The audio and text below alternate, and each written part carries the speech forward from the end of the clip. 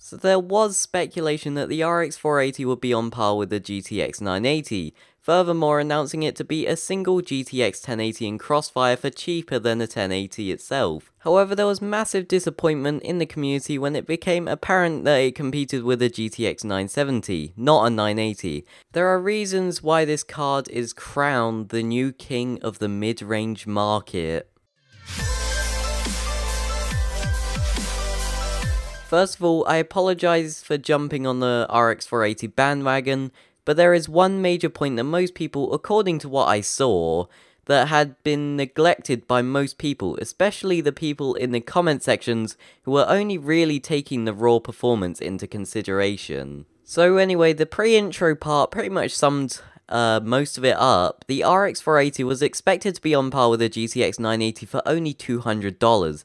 People got so hyped up for this card as the senior vice president and chief architect of AMD, Raja Kaduri, boasted that two RX 480s in Crossfire could exceed the frame rate of a GTX 1080 while simultaneously costing $200 less in total. However, the expectation from consumers was a bit too ambitious, as the card was a bit more powerful than a GTX 970, the common misconception being that AMD were attempting to compete with Nvidia. This is in some ways true, but not in the way that you would be expecting. Usually, companies with similarities in what they produce will try and one-up each other in performance, a bit like school children bragging about how they have a GTX 980 to a person that then claims they have a 980 Ti. But that is straying off topic. This is not what AMD were trying to do. It's because they didn't need to do that. Many of Nvidia's recent cards have been far out of reach of an ordinary consumer, such as the GTX 1080. People like me could never afford something of that level. That's where AMD comes in.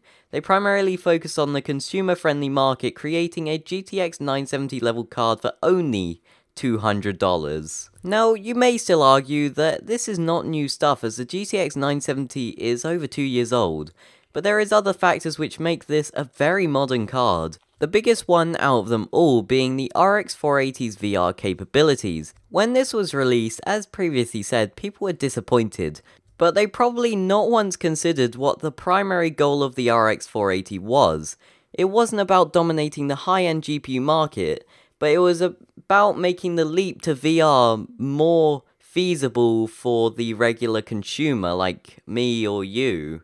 Well, that depends if you're rich. Now this puts the RX 480's price to a whole new perspective. Not only is it a $200 card which is exceeding the performance of a $350 card, but it is also capable of virtual reality beyond some high-range cards.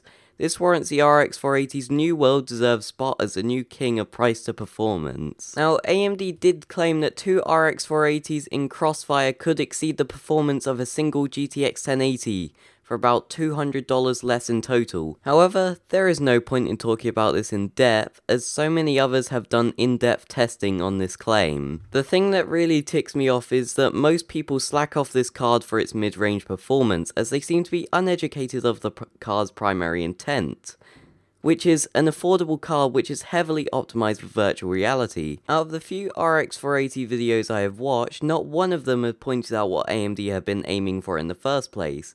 They already have the R9 390X and the Fury X. Why would they produce a card with lower performance if it did not bring something new to the table? I was contemplating uploading this video in the first place as so many others have made a video on this card, which made me feel like I would be jumping on the bandwagon. I would not recommend upgrading to this card if you already have a GTX 960, 970 or an AMD equivalent to these two, as although there will be a gap in the performance, I would assume that the performance change would not warrant spending an extra $200. However, if you wanted to optimize your PC for virtual reality, I'd go right ahead. If you are not interested in Nvidia exclusive technology such as Ansel or PhysX, or if you have a GPU that is less powerful than the GTX 970 or 960, or you are planning to build a new PC from scratch, I would highly recommend purchasing this card if you do not already have the money to get a GTX 1080 or 1070. However, be warned, I have heard that people have experienced power issues on lower profile motherboards. I don't know the cause of this issue, but if you have a recent motherboard, in theory you should be fine according to what others are saying. So anyway, I hope you found this video helpful. If so, please be sure to leave a like, comment, and maybe even subscribe for more. But anyway, this is How to Compute, and we will catch you all next time. So, we will see you then. Bye.